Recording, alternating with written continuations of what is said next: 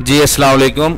इन page का आज हमारा तीसरा और बहुत ही इम्पोर्टेंट लेक्चर है, जिसमें आज हम कीबोर्ड के हवाले से सेटिंग करने के बारे में सीखेंगे। क्योंकि जब भी पहला इन पेज ओपन होता है उसमें अलिफ की जगह अलिफ नहीं आता, अलिफ की जगह कॉफ आता है, पी की जगह हे आता है, क्यू की जगह पे आता है।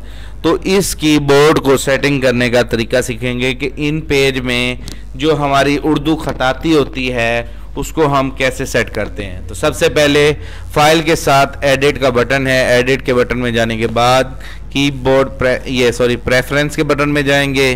प्रेफरेंस के बटन के बाद आगे उसके ऑप्शन खुल जाएंगे, कीबोर्ड प्रेफरेंस। ठीक है, कीबोर्ड प्रेफरेंस को ओपन कर लेंगे तो ये यहाँ पर कीबोर्ड मोनीटाइप लगा हुआ है। ठीक है, मोनीटाइप के इस ऑप्शन को ओपन करेंगे और हमने जो पाकिस्तानी कीबोर्ड होता है, यानी कि जो अलिफ दबाएं तो अलिफ आए, बे दबाएं तो बे आए, तो उस कीबोर्ड को कहते हैं फोनेटिक कीबोर्ड।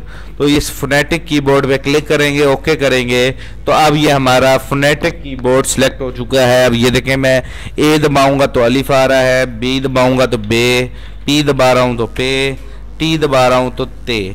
ठीक है, उम्मीद करता हूँ आपको ये उर्दू कीबोर्ड सेट करने की समझ आ गई होगी।